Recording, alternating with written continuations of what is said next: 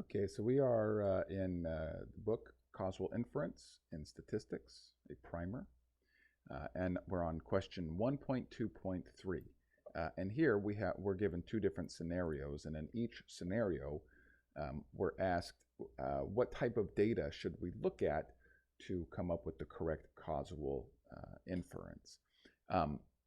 Now, I find these questions actually difficult for being the first few, kind of the introductory problems. And part of it is because I don't think that they're worded very precisely. But what do I mean by not being worded very precisely? We'll see some examples here in a minute.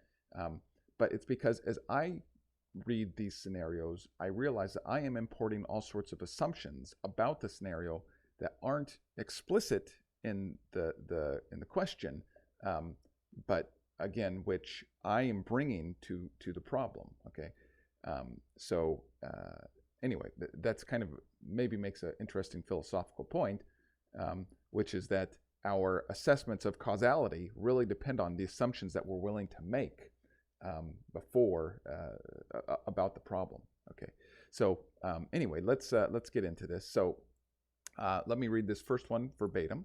So there are two treatments for kidney stones, treatment A and treatment B.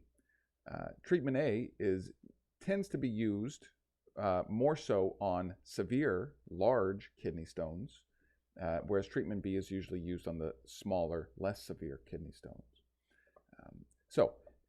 Now you're supposed to imagine that you, a patient with kidney stones, you have a kidney stone, but you don't know the size of your kidney stone. And then you're asked, which type of data should you look at to determine which treatment you think will be more effective? Should you look at data that has been aggregated across all kidney stone and treatment, or should it be segregated? Okay, so when I look at these things, I like to begin with a DAG, so this book hasn't introduced DAGs yet, but it will shortly. And it's just this image that shows causes and effects, right? So an arrow from stone size to treatment suggests that somehow treatment is being affected by stone size, okay? So here, excuse me. So here we see that the outcome is affected by the treatment, of course, but also by stone size, right? More severe cases are probably going to tend to have worse outcomes, all things being equal.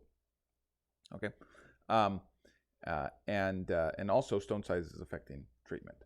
Okay, so you can actually make your own DAGs if you go to daggity.net. I'll just pull that up here. So this is what it looks like, and so you click here to add a variable, and then if I want to show that this variable is causing another one, I click one to the other, and so on and so forth.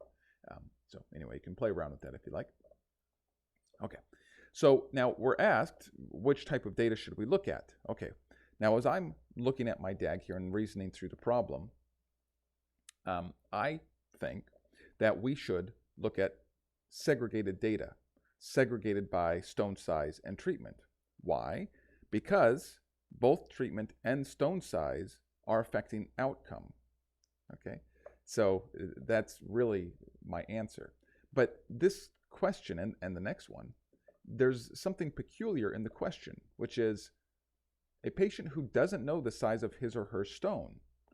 Well, if you don't know the size of your stone, then even you don't know you don't know how to apply the knowledge about stone size and treatment. So again, I think that this may come down to kind of poor wording in the question, but nevertheless, there's my answer. Okay, so for part B, let me read part B. So now there's two doctors in a small town, and each has performed 100 surgeries. Okay, and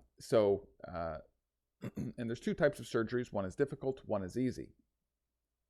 The first doctor, tends to perform the easy surgery. So of the 100 surgeries, maybe he's performed 75 easy surgeries and 25 difficult surgeries. And the second one tends to perform the difficult one. So maybe he performs 75 difficult ones and 25 easy ones, or something like that. Okay, you need surgery. But you do not know whether your case is easy or difficult. Should you consult the success rate of each doctor over all cases? Or should you consult the success rates for the easy and difficult cases separately? Okay, so again, this is a little bit confusing to me because I want to import all sorts of different assumptions into all of this. So, for example, why has one doctor performed one surgery over the other? Is it just because of personal preference, or is it the case that because of their professional network or their reputation or whatever, patients tend to be referred to them if they are difficult cases or easy cases or whatever. So, I'm assuming that maybe both of these are the case, that doctors have a preference for surgery, and also that the patients that they see, and therefore their track record, is being affected by case severity. And so the DAG might look something like this, okay? So case severity is causing which doctor sees a patient. It's also determining which surgery is ultimately used,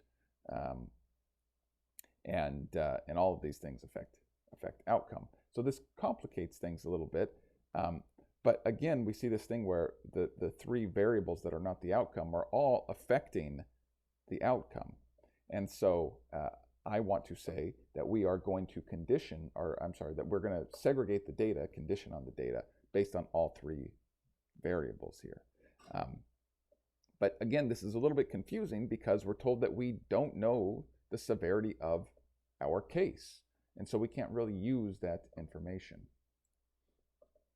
Anyway, so if you have made different assumptions or whatever and arrived at different answers, or if you think that given my assumptions I'm doing something incorrect, I would appreciate a comment or an explanation. So anyway, that's it for this.